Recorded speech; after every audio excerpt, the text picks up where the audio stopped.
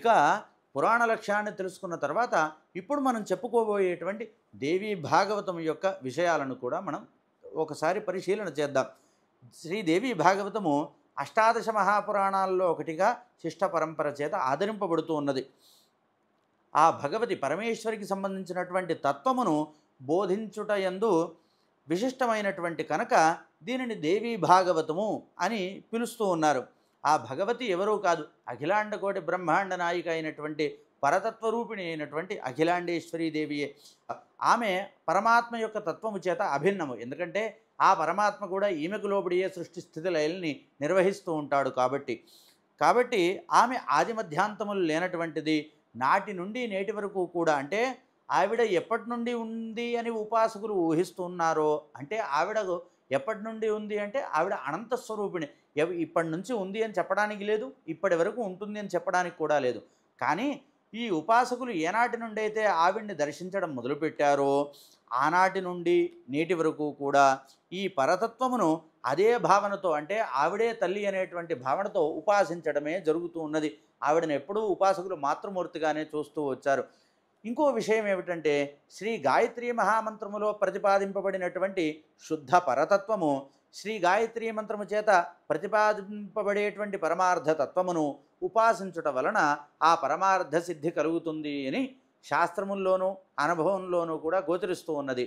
ఆ విధంగా ప్రతిపాదింపబడినటువంటి ఏ తత్వమైతే ఉన్నదో, ఏ పరమార్థ సిద్ధి కలుగుతుందని గాయత్రీ మంత్రోపాసన చేత చెప్పబడుతూ ఉన్నదో, ఆ దేవీ తత్వమే ఈ దేవీ భాగవతంలో కూడా ప్రతిపాదింపబడుతూ ఉన్నది. అంతేకాకుండా గాయత్రీ మహామంత్రానికి అనేకములైనటువంటి మంత్రములు రూపాంతరములై ఉన్నాయి అని శ్రీ భాస్కర రాయల వారి చేత కూడా చెప్పబడుతూ ఉన్నది. వారు మహామంత్రవేత్త, తత్వవేత్త. ఆ మంత్రములను అన్నీ కూడా ఈ దేవీ భాగవతము కొన్నింటిని గూఢముగా, కొన్నింటిని ప్రకటముగా ప్రతిపాదిస్తూ ఉన్నది ఈ దేవీ భాగవతం. ఇంతేగాక ప్రాసంగిక వశమున, అంటే ఈ దేవీ భాగవత ప్రసంగంలో సామాన్యులకు అర్థమయ్యేటువంటి రీతిలో ఆ దేవీ పరతత్వాన్ని సామాన్యులకు అర్థమయ్యేటువంటి రీతిలో ఆ వ్యాస భగవానుడు అనేకములైనటువంటి పుణ్య కథలను, ఆ యొక్క పరదేవత ఉపాసనలు చేసి ఎవరెవరైతే ఈ యొక్క సుఖాలను పొందారో, ఇహములందు సుఖమును పొంది ఆ మరణాంతమున, అంటే మరణించిన తర్వాత పరతత్వాన్ని చేరుకున్నారో వాళ్ళ యొక్క సమగ్రమైనటువంటి విషయాలను, పుణ్యకథలను దేవీ భాగవతంలో చెప్తూ ఉపాసకులకు చిత్తశుద్ధికి, వృద్ధికి, ఇహపర సిద్ధికి కూడా దోహదపడేట్లుగా వ్యాస భగవానుడు మనకు అందించి ఉన్నాడు. అంతేకాకుండా ఈ దేవీ భాగవతంలో నృసింహ తత్వము, ఆ మంత్రము యొక్క వైశిష్ట్యము, నారాయణుని పరదేవతగా గ్రహించినటువంటి మరికొన్ని మంత్రములను ఇవన్నీ కూడా ప్రతిపాదిస్తూ ఆ సర్వదేవతోపాసనకు సారభూతంగా ఈ యొక్క దేవీ భాగవతము ఇవాల్టి రోజున వ్యాస భగవానుడి యొక్క ప్రోక్తమై మనకు దేవీ అనుగ్రహం చేత మనకు లభిస్తూ ఉన్నది. ఈ దేవ్యుపాసనా సంప్రదాయమునందు శ్రీ చండీ సప్తశతికి భారతదేశమునందే కాక దేవీతత్వం ఎరిగినటువంటి అనేక మంది విదేశీయుల హృదయాల్లో కూడా ఈ చండీ సప్తశతికి స్థానం ఉన్నది. ఈ సప్తశతిలో అన్ని అంశములు, అనగా సప్తశతిలో ప్రథమ మధ్యమ ఉత్తర చరిత్రల్లో చెప్పబడినటువంటి అన్ని అంశాలు కూడా మూల గ్రంథాల్లో ఏ విధంగా అయితే చెప్పబడి ఉన్నాయో అంతకంటే విస్తృతంగా ఈ యొక్క గ్రంథము దేవీ భాగవతంలోని ప్రథమ పంచమ స్కందాల్లో వివరింపబడినవి. అంతేకాకుండా బ్రహ్మాండ పురాణాంతర్గతమైనటువంటి లలితోపాఖ్యానములో శ్రీదేవి అనురించినటువంటి శుంభ నిశుంభాసుర వధలను, ఆ యొక్క రాక్షస వధ వృత్తాంతములన్నీ కూడా ఈ దేవీతత్వ ప్రతిపాద్యముగా ఈ దేవీ భాగవతంలో వివరింపబడినవి. ఈ విషయమంతయు కూడా దేవీ భాగవతంలో ఉన్నది. ఇంతేకాక ఈ శ్రీదేవి భాగవతంలో తత్వవేత్తలకు, అట్లాగే పరదేవతోపాసన చేసేటువంటి వాళ్లకు కావలసినటువంటి బ్రహ్మసూత్రములు, ఉపనిషద్వచనములు అన్నీ కూడా ఆయా కథల యందు ప్రసంగ వశము చేత తదనుగుణంగా శ్లోక రూపంలో మనకు కనబడుతూ ఉన్నాయి. ఏకాదశ ద్వాదశ స్కంధముల యందు గాయత్రీ మహాదేవికి సంబంధించినటువంటి అన్ని విషయాలు, సహస్రనామ స్తోత్రాధికాలు, అలాగే ఉపాసనకు కావలసినటువంటి సర్వ సామగ్రి కూడా అనుగ్రహింపబడింది. ఉపాసకుల కర్తవ్యాల్ని స్ఫురింపజేసేటువంటి విధంగా ప్రారంభంలో ప్రథమ శ్లోకము గాయత్రీ ఛందస్సులో మనకు వ్యాస భగవానుడు రచించి అందించారు. ఈ యొక్క దేవీ భాగవత ప్రథమ శ్లోకాన్ని అది సర్వులు కూడా ఉపాసింపబడినటువంటి గాయత్రి మంత్రంగా శిష్టులు తెలియజేస్తూ ఉంటారు. ఆ యొక్క శ్లోకాన్ని గట్టిగా పట్టుకొని ఈ దేవి ఉపాసనలో మనం తరించవచ్చు అని కూడా భాష్యకారులు మనకు తెలియజేస్తూ ఉన్నారు. ఏ దేవతా ఉపాసనకైనా ఉపాసకులు ఆదరింపవలసినటువంటి దేవతా రూపాలు మనకు 3 కనబడుతూ ఉన్నాయి. ఒకటి స్థూల రూపము, 2 సూక్ష్మ రూపము, 3వది పరరూపము.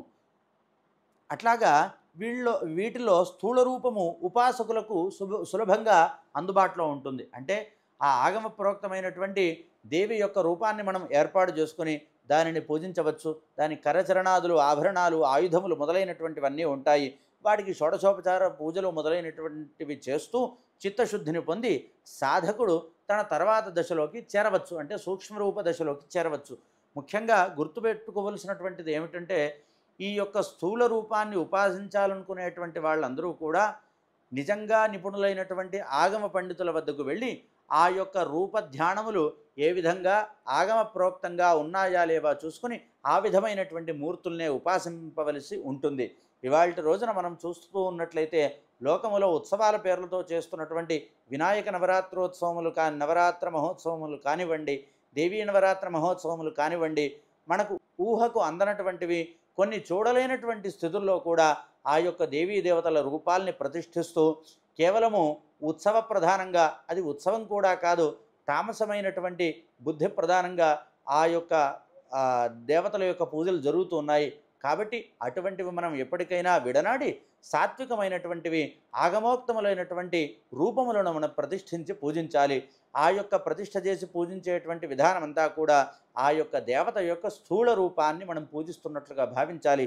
తద్వారా జాగరూకతతో ఉండి ఆ యొక్క పరదేవతోపాసన చేయవలసి ఉన్నది. ఈ విధంగా స్థూల రూపాన్ని ఎవరైతే చక్కగా అనుష్ఠిస్తూ ఉంటారో ఆ యొక్క దేవత యొక్క సూక్ష్మ రూప ఉపాసనకు వాడు యోగ్యుడవుతాడు. ఆయా దేవతలకు సంబంధించినటువంటి మంత్రములే ఆ దేవతల యొక్క సూక్ష్మ రూపాలు అని వ్యాస భగవానుడు చెప్తూ ఉన్నాడు. అదే శాస్త్ర వ్యవహారం కూడా. కాబట్టి ఆ దేవతకు సంబంధించినటువంటి అనేక మంత్రాలలో ముఖ్యమైనటువంటి మంత్రములు ఎన్నో ఉంటాయి. అవన్నీ కూడా దేవత యొక్క సూక్ష్మ రూపములు. ఆ యొక్క సూక్ష్మ రూపములైనటువంటి అనేక విధములైనటువంటి మంత్రములు నేరుగా చెప్పకుండా శ్రీదేవి భాగవతంలో కథారూపంలో వివరంగా తెలియజేయబడ్డాయి. ఎందుకంటే సూక్ష్మ రూపములైనటువంటి ఆ దేవతల యొక్క స్వరూపమును మంత్రరూపంలో ఉంటాయని చెప్పుకున్నాం కదా. ఆ యొక్క మంత్రమును గురువుగారి చేతనే పొందాలి తప్ప మనం స్వంతగా చేయుటకు లేదు. ఆ గురువుగారు కూడా మనల్ని చాలా విధాలుగా పరీక్షించి వీడు యోగ్యుడా కాదా అనేటువంటి విషయాన్ని బాగా యోచించి ఇంకా ఆ యోగ్యత రాకపోతే కనుక స్థూల రూపాన్ని ఏ విధంగా అర్చన చేసుకోవాలో చెప్తారు గురువుగారు. ఆ విధంగా స్థూల రూపాన్ని అర్చిస్తూ ఉండగా ఒకనాటికి ఆ యోగ్యత కలిగినప్పుడు ఆ యొక్క మంత్రాన్ని గురువుగారే అనుగ్రహిస్తారు మనకు. కాబట్టి మెల్లిమెల్లిగా ఆ యొక్క మెట్లెక్కుతూ సూక్ష్మ రూపంలోకి రావాలి. మరి సూక్ష్మ రూపాత్మకమైనటువంటి మంత్రాన్ని మేము పొందలేదు కదా, మాకు గురువు ఎక్కడ దొరుకుతాడు అనుకునేటువంటి వాళ్ళు ఆ వ్యాస ప్రతిపాద్యమైనటువంటి యొక్క దేవీ భాగవతాన్ని చదివితే ఆ యొక్క సూక్ష్మ రూపాలను ఉపాసించినటువంటి ఫలితాన్నే అందరూ పొందుతారు. అంతేకాకుండా ఇది కథారూపంలో ఎవరు విన్నా సరే ఆ యొక్క ఫలితాలనే పొందుతారు అని వ్యాస మహర్షి మనకు తెలియజేస్తూ ఉన్నారు. ఈ సూక్ష్మరూపం తర్వాత ఉన్నటువంటిది పరరూపము. ఈ పరరూపం అంటే లక్షలో ఒకళ్ళకు తప్ప ఎవరికి సాధ్యమయ్యేటువంటి విషయం కాదు. ఎందుకంటే అది మనస్సులో అందదు, వాక్కులకు కూడా అందనటువంటి అనుభూతిని అది కలిగిస్తుంది. ఆ దేవి యొక్క పరరూపము దేవి భాగవతంలోనే కాక దేవ్యుపాసనా పరములైనటువంటి అనేక గ్రంథాల్లో ఒకే విధంగా నిరూపింపబడుతూ ఉన్నది. ఈ పరతత్వ రూపంతో వేరుగాక కలిసియుండి సృష్టి స్థితి లయ తిరోధాన అనుగ్రహములు అనేటువంటి పంచకృత్యాలను కూడా నిర్వహించేటువంటి శక్తి ఆ పరాశక్తి. అందుకే పంచకృత్య పరాయణ అని లలితా సహస్రము ఆ దేవిని స్తోత్రం చేస్తూ ఉన్నది. ఆమె లేనిదే విశ్వమేమీ లేదు, అలాగే అసలు ఈ విశ్వమే లేదు, ఆమె విశ్వము, విశ్వమే ఆమె, విశ్వం ఆవిడ సృష్టిలోనే ఉన్నది అని తెలియజేస్తూ ఉన్నారు. ఆ తల్లి యొక్క పరిణామమే ఈ విశ్వము అందలి ప్రతి అణువు కూడా ఆమె స్వరూపమే అని కూడా వ్యాసమహర్షి తెలియజేస్తూ ఉన్నారు. ఇట్లాగా ఈ విషయం మీద క్షేమరాజుడు అనేటువంటి మహర్షి చితిస్వతంత్ర విశ్వసిద్ధి హేతు అనేటువంటి వాక్యాన్ని మనకు తెలియజేస్తారు. అంటే ఆ చిత్స్వరూపమే అన్యాపేక్ష లేకుండా స్వతంత్రంగా విశ్వముగా రూపొందుటకు కారణమైనట్లుగా మనకు తెలియజేస్తూ ఉన్నారు. ఈ విషయాన్ని శంకర భగవత్పాదులు సౌందర్యలహరిలో కూడా మనకు ప్రతిపాదించి ఉన్నారు. ఇచ్ఛాశక్తి, జ్ఞానశక్తి, క్రియాశక్తి అని ఈ శక్తి 3 విధాలుగా మనకు కనబడుతోంది.